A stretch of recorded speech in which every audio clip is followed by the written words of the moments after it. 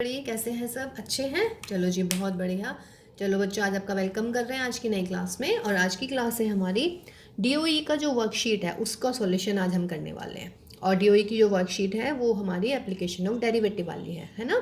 तो देखिए, उसमें 16 क्वेश्चन है और उस डीओई की जो वर्कशीट है उसका जो लिंक है बेटा इस वीडियो के डिस्क्रिप्शन में अवेलेबल है। ओके, वहाँ से देख लीजिएगा क्वेश्चन जितने भी हैं। चलिए तो शुरुआत कर रहे हैं क्वेश्चंस की खुशखबरी के साथ। खुशखबरी दिख ही रही है भाई, 1, 2, 6, 7 और 8 ये क्वेश्चंस नहीं करने हैं इस बार के सेशन वाले बच्चों को। क्यों? बिकॉज ये अप्रॉक्सीमेशन के हैं कुछ क्वेश्चंस, कुछ रेट ऑफ चेंज के हैं। दोनों ही इस बार सिलेबस में नहीं है। ओके, तो फिलहाल 5 क्वेश्चन गए, यानी कि कितने करने हैं? हमें सिर्फ 11 क्वेश्चन करने हैं। ठीक है, तो हम उनको ट्राई करते हैं बेटा। क्वेश्चन नंबर फर्स्ट, यानी कि थर्ड एक्चुअली। क्वेश्चन क्या है कि find the point on this curve eight which the tangent is this. यानी कि आपको कर्व पे पॉइंट निकालने हैं, फिर वो पॉइंट कैसे होनी चाहिए कि जो उस पे टेंजेंट है वो इसके इक्वल है। ठीक है, तो इक्वेशन ऑफ द टेंजेंट क्या है फिलहाल हमारी? इक्वेशन ऑफ द टेंजेंट क्या है क्वेश्चन में जो गिवन है? y is equal to x minus one. तो therefore y is equal to m x plus c से कंपेयर कीजिएगा इसको। So compare with y is equal to m x plus c. तो therefore slope of the tangent निकल जाएगी बेटा। Direct भी कर सकते थे, ये भी करने की ज़रूरत नहीं थी। तो क्या हो जाएगी? Slope of the tangent is मान लीजिएगा m है तो वो 1 आ गई हमारी। Slope of the tangent is 1 from this line. क्योंकि ये लाइन टेंजेंट है तो टेंजेंट की स्लोप निकल गई 1। अब कर्व है हमारा curve 1 y is equal to x की पावर 3 माइनस के 11x प्लस 5 डेरिवेटिव कर देते हैं। तो dy by d x is equal to 3x square minus 11। क्यों कर रहे हैं डेरिवेटिव? बिकॉज यहाँ अब मुझे कर्व की टेंजेंट निकालनी है यूजिंग एप्लीकेशन ऑफ डेरिवेटिव, है ना। तो क्या होगा? Therefore slope of the tangent is equal to क्या हो जाती है बेटा? dy by d x at the point x1 y1 where x1 y1 be the point of contact, है ना, एट द कर्व। हमें ये कर्व पे निकालना है, तो ये हमारा एक पॉइंट हो गया कर्व पर। ठीक है, x1 y1। ठीक, तो यहाँ से आप स्लोप में वैल्यू रख लीजिएगा। तो dy by d x at the point x1 y1, तो इसका मतलब m यहाँ पे क्या करोगे dy बाई डी एक्स में बच्चों? x1 y1 रख देंगे। ठीक है ना, तो कर लीजिएगा। therefore slope of the tangent is dy over dx eight the point क्या लिया था हमने? x1 y1, जहाँ पे x1 y1 हमारा कर्व पर कोई पॉइंट है। तो m इज इक्वल टू क्या हो जाएगी बेटा? क्या आया था? 3x स्क्वायर, तो 3x1 स्क्वायर माइनस के 11। ये भी m है और ये भी m है, तो क्या होना चाहिए? From a and b। तो क्या हो जाएगा? From a and b 3x1 square minus 11 is 1। चूंकि देखो बेटा, ये भी टेंजेंट है तो इसकी स्लोप होगी हमारी 1। और ये इस कर्व की टेंजेंट निकालनी है किस पॉइंट पर? x1 y1 पर। तो यहाँ से dy बाई डी एक्स निकाला हमने, 3x square minus 11। x1 y1 put कर दिया, वो होगी स्लोप ऑफ द टेंजेंट। ये भी स्लोप ऑफ द टेंजेंट, ये भी स्लोप ऑफ द टेंजेंट, तो दोनों को हमने इक्वल कर दिया। तो क्या आ गया भाई? 3x1 स्क्वायर इज 12 और x1 स्क्वायर इज 4। तो इसका मतलब x1 की वैल्यू आ गई मेरी +-2। ठीक है, तो पॉइंट का एब्सिशा आ गया। अब हमें निकालने हैं ऑर्डिनेट। ठीक है, x1 और y1 क्या है हमारे? Point of contact. क्या खास बात होती है पॉइंट ऑफ कॉन्टैक्ट की? कि वो कर्व पे सिचुएटेड होता है। ठीक है, तो अब x1 y1 को हम कर्व पे भी सेट करा देते हैं। ठीक है, तो क्या आएगा बेटा? x1 y1 lies on the curve 1, तो देयरफॉर क्या मिलेगा? y1 is equal to x1 का क्यूब माइनस के 11 x1 प्लस 5। अब व्हेन x इज 2 तो y1 कितना हो जाएगा? 8 माइनस के 22 प्लस के 5। 13 और 13 में से 12, 22 गए 9। तो देयरफॉर पॉइंट इज, एक तो मिला मुझे 0.2 माइनस 9 एंड एक x की वैल्यू और है भाई हमारी, क्या है?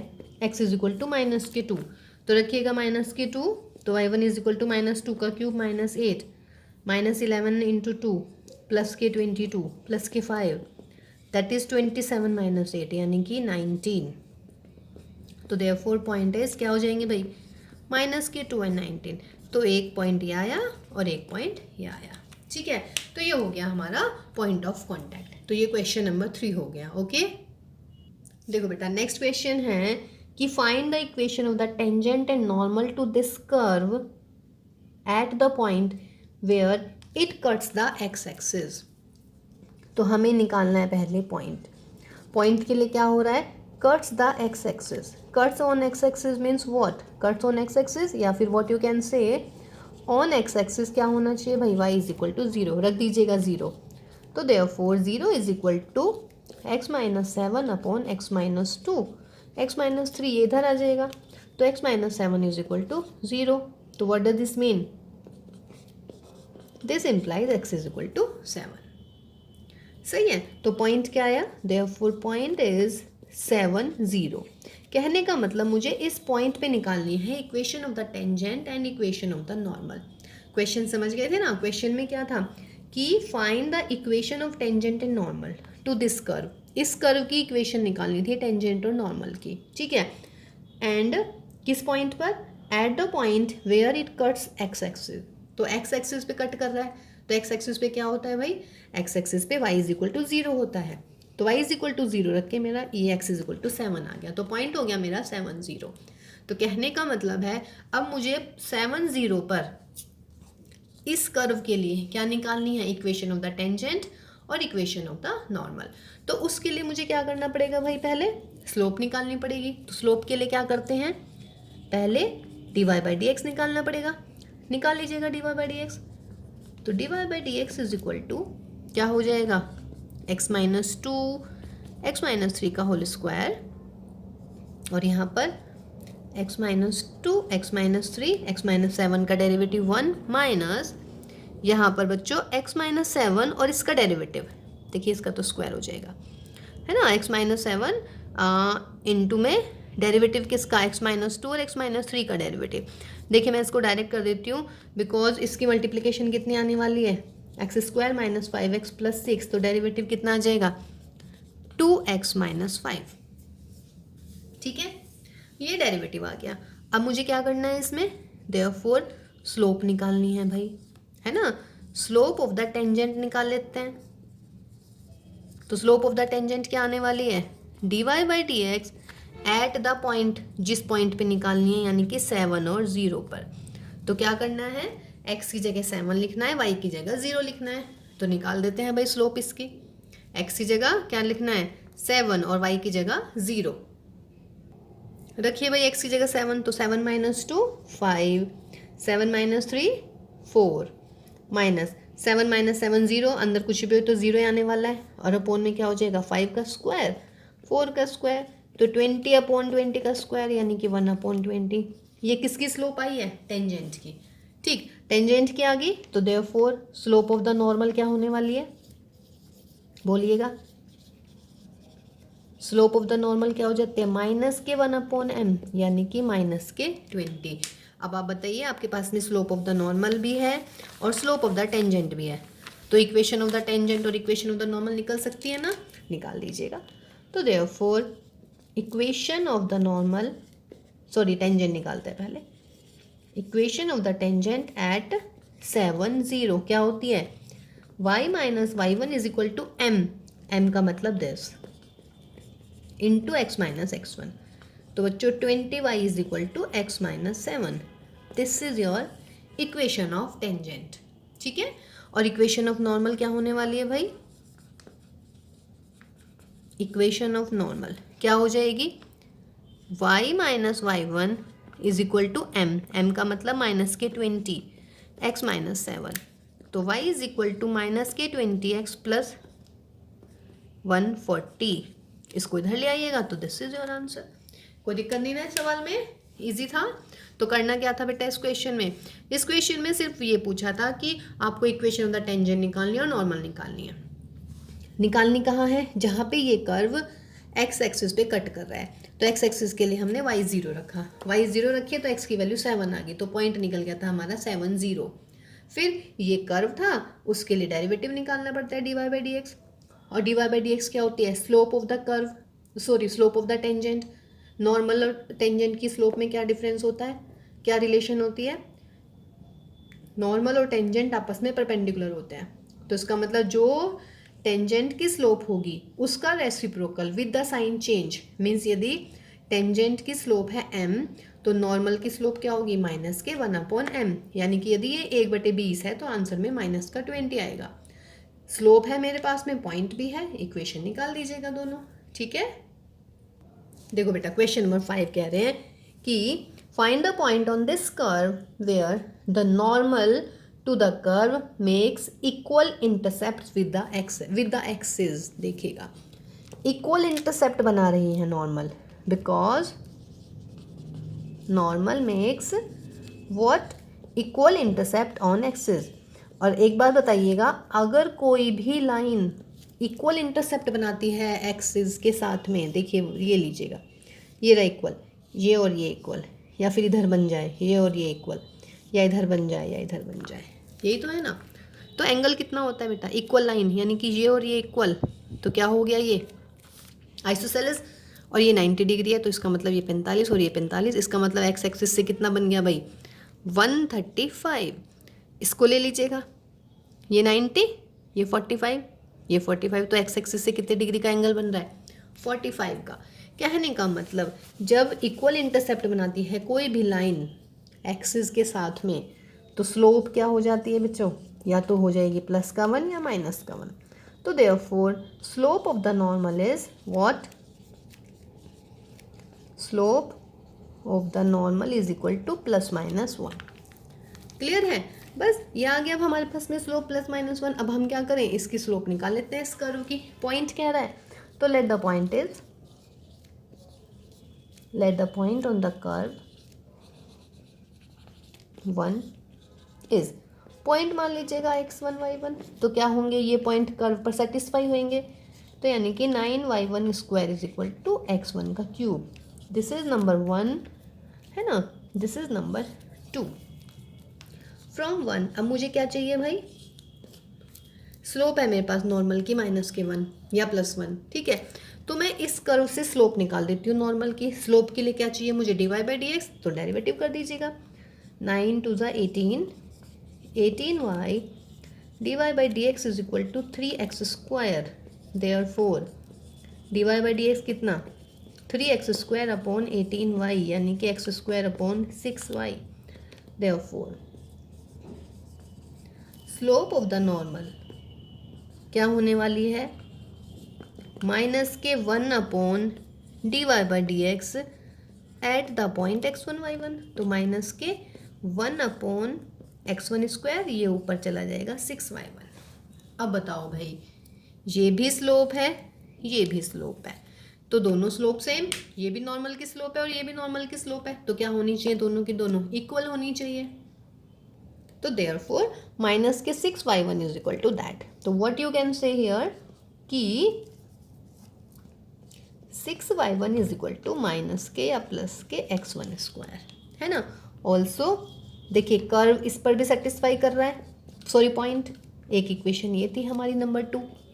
तो अब क्या करें भाई, इन दोनों से सॉल्व कर लेते हैं, ये नंबर 3 है, तो देयरफॉर फ्रॉम 3 and 2, अब यहाँ से मुझे x और y1 निकालना है, तो y1 की वैल्यू यहाँ पे रख देते हैं बच्चों, तो 9 इंटू y1 का स्क्वायर यानी कि x1 की power 4 upon 36 is equal to x1 cube, 9 4 सा x1 की power 4 is equal to 4x1 cube, x1 cube common ले लेते हैं और ये मिलेगा मुझे दिस, या x1 इज 0 और x1 इज इक्वल टू 4, ये पॉइंट आ गया, वो मतलब ये x की वैल्यू आ गई मेरे पास में, एक तो 0 आ गई और एक 4 आ गई।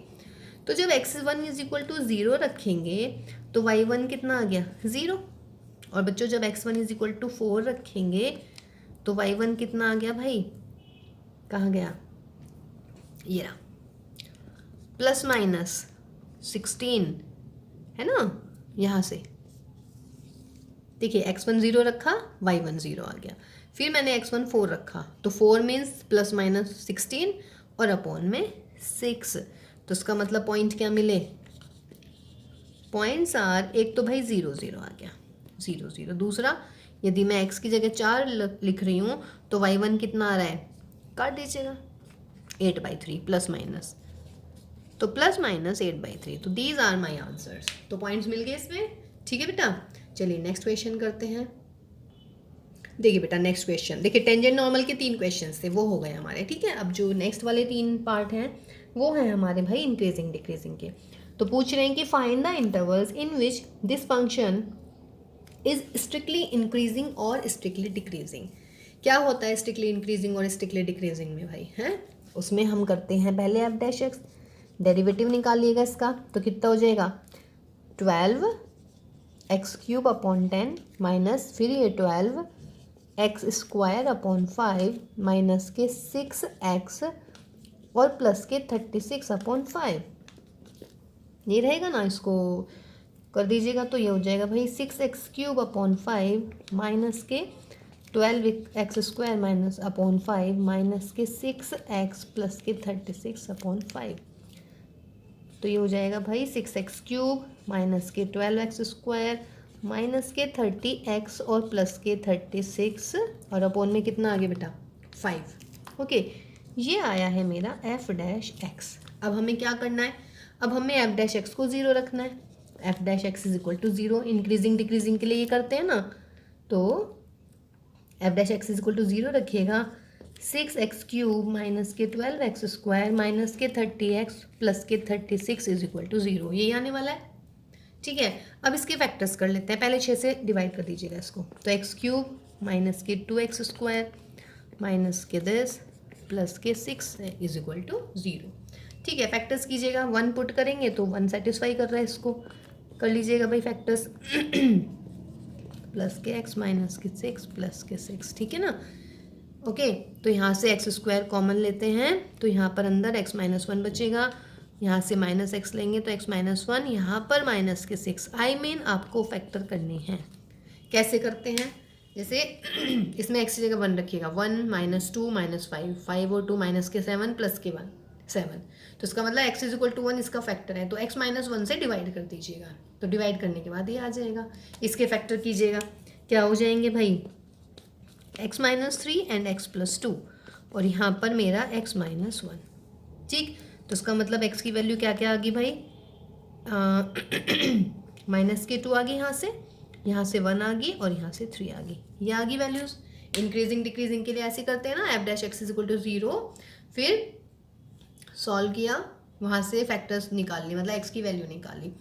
क्यूब के फैक्टर करने आते हैं ना आप लोगों को, चलिए जी कैसे करते हैं, 1 रखते हैं, x की वैल्यू कोई भी रख के देख लीजिएगा, इजी मैंने 1 रख के देखा, तो 1 प्लस 6 7 माइनस 7, यानी कि x minus 1 is a factor of this, तो x माइनस 1 से डिवाइड कर दीजिएगा। x माइनस 1 से डिवाइड करने के बाद ये आ गया। अब ये तो क्या आ गया भाई, ये इसको तो आप कर ही देंगे, क्वाड्रेटिक है, तो इसके तो फैक्टर्स कर लीजिएगा, ठीक है।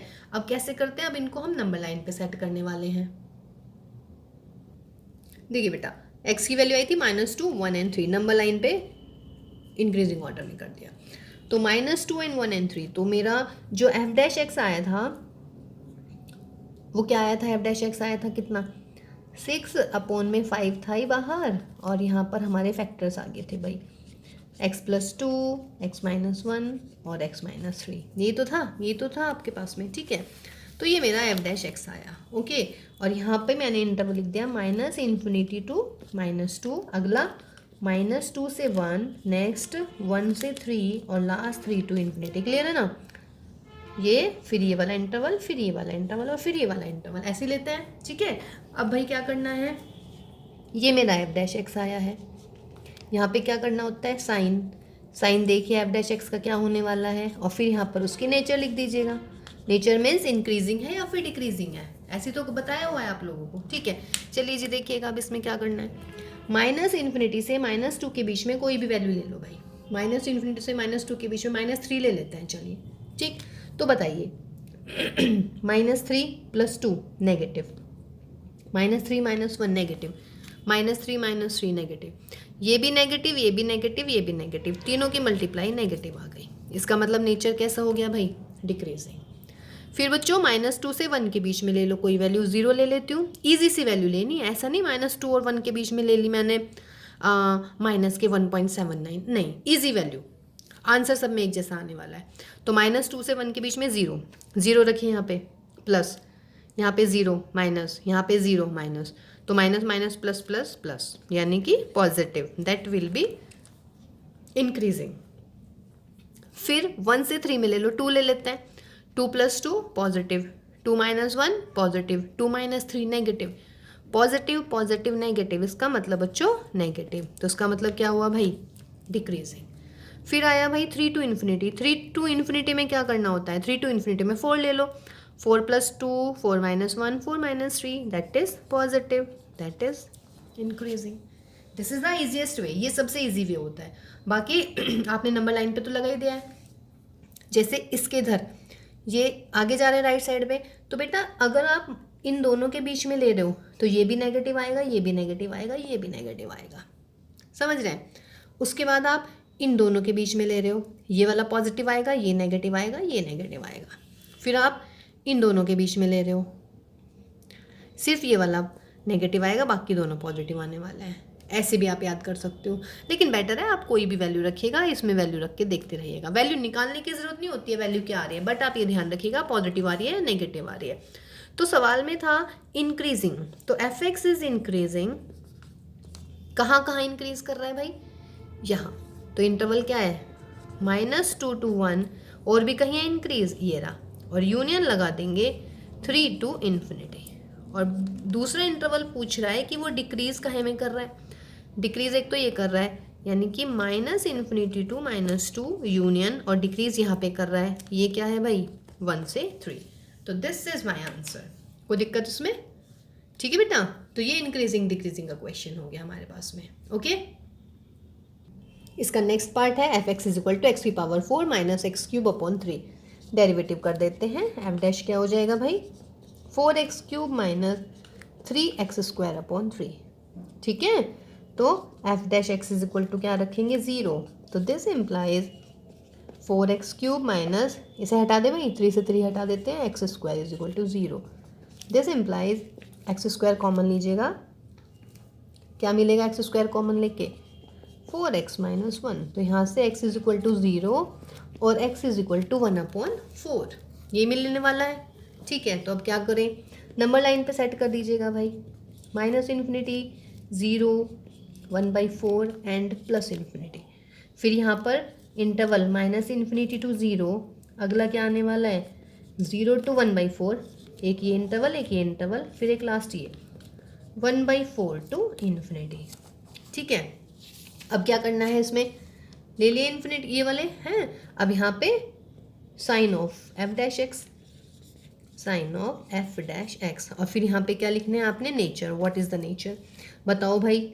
-∞ और 0 के बीच में -1 लिख लेती हूँ बच्चों, देखिए ये तो x² तो हमेशा ही पॉजिटिव होने वाला है ना, तो -1 यहाँ लिखूंगी तो नेगेटिव आ जाएगा, इसका मतलब डिक्रीजिंग। 0 से 1/4 के बीच में ले लेते हैं, 1/5 ले लेते हैं, तो 1/5 में ये भी गया, 1/5 ये भी नेगेटिव है भाई, ये भी डिक्रीजिंग। फिर 1/4 से इन्फिनिटी में 1 ले लेते हैं, तो ये आ गया आपका पॉजिटिव, यानी कि इंक्रीजिंग। कोई दिक्कत इसमें, देखिएगा इसको मैं स्किप कर सकती थी यहाँ पे x² को, क्यों, क्योंकि x² तो बच्चों हमेशा ही पॉजिटिव आने वाला है, नेचर डिपेंड करेगी मेरी 4x - 1 पर, तो x की वैल्यू 0 और 1/4, कोई बात नहीं, -∞ से 0 के बीच में मैंने ले लिया -1, तो -1 यहाँ लिखेंगे तो नेगेटिव आ गया, ठीक। 0 से 1/4 के बीच में ले लिया मैंने 1/5, तो ये तो पॉजिटिव, 4/5 - 1 अगेन नेगेटिव। फिर 1/4 से इन्फिनिटी में मैंने 1 ले लिया, ये पॉजिटिव आया। मैं क्या कहना चाह रही थी, मैं ये कह रही थी कि x² को आप स्किप कर सकते हैं, क्यों कर सकते हैं स्किप, बिकॉज ये तो हमेशा ही पॉजिटिव होने वाला है ना, तो मैं 1/4 भी ले सकती थी यहाँ पर चलिए कोई बात नहीं। अब हमें निकालने हैं इंटरवल्स, तो f(x) इज इंक्रीजिंग, कब इंक्रीज करेगा, जब x बिलोंग्स टू व्हाट बच्चों 1/4 to इन्फिनिटी, और दूसरा क्या निकालना है, f(x) इज डिक्रीजिंग, डिक्रीज कब करेगा, यहाँ और यहाँ। अब देखिए इकट्ठा नेगेटिव है, तो मैं इसको यूनियन नहीं लिखूंगी, मैं डायरेक्ट लिखूंगी माइनस इन्फिनिटी टू 1/4 पे। सॉरी ये माइनस है यहाँ पर, क्योंकि देखिए बेटा यहाँ भी नेगेटिव यहाँ भी नेगेटिव, तो मुझे स्प्लिटिंग की जरूरत ही नहीं है ना, पूरे में नेगेटिव आ गया है, तो पूरे में नेगेटिव का मतलब है minus infinity to 1/4। Minus infinity to 0 union 0 to 1/4 नहीं लिखेंगे, पूरा ही लिखेंगे आप। क्लियर है? तो ये हमारा इसका सेकेंड पार्ट हुआ। अब नेक्स्ट क्वेश्चन देखते हैं हम। देखो बेटा ये भी हम कर चुके हैं कई बार। F x is equal to sine x plus cos x 0 से लेकर 2 पाई तक सॉरी पूछ रहे हैं। इंक्रीजिंग और डिक्रीजिंग बताइएगा फंक्शन कहाँ होगा, तो क्या करेंगे, डेरिवेटिव निकालते हैं हम। F dash x will be what, cos x, और कॉस एक्स का हो गया मेरा माइनस के साइन एक्स। फिर therefore f dash x is equal to 0 implies what, cos x minus sine x is equal to 0। तो यहाँ से क्या आ जाएगा, cos x is equal to sine x, या इसको अपॉन में कर लीजिएगा, sine x upon cos x is 1, that is tan x is equal to 1। अब जो tan x is equal to 1 आया है कौन से इंटरवल में है, 0 से 2 पाई के बीच में। अब मुझे ये बताओ भाई 0 से 2 पाई के बीच में tan x 1 कहाँ कहाँ होता है। एक तो हो गया मेरा x इज इक्वल टू π/4 पर, देखिएगा ASTC, एक तो सेकंड थर्ड क्वाड्रेंट में होता है, फर्स्ट क्वाड्रेंट में π/4 हो गया। थर्ड में वैल्यू कैसे निकलती है, पाई प्लस π/4, यानी कि x इज इक्वल टू कितना हो गया भाई 5π/4। ठीक है, अब इसको नंबर लाइन पे सेट कर लीजिएगा। नंबर लाइन की जरूरत नहीं है क्योंकि 0 से 2 पाई, तो 0 से 2 पाई और बीच में कितना आया भाई π/4 एंड 5π/4। अब क्या करा जाए इस सवाल में बोलिएगा। अब बिल्कुल वही अपना पहला इंटरवल हो गया 0 से π/4, फिर दूसरा क्या हो गया π/4 से 5π/4, और तीसरा क्या हुआ बच्चों 5π/4 से 2 पाई। देखिए इक्वल दे रखा है ऑलरेडी, तो हमने इसमें क्लोज्ड इंटरवल लगा दिए हैं। फिर यहाँ पे क्या देखना है आपने, sign of f dash x, और यहाँ पे फिर क्या लिखेंगे हम, नेचर। क्लियर है?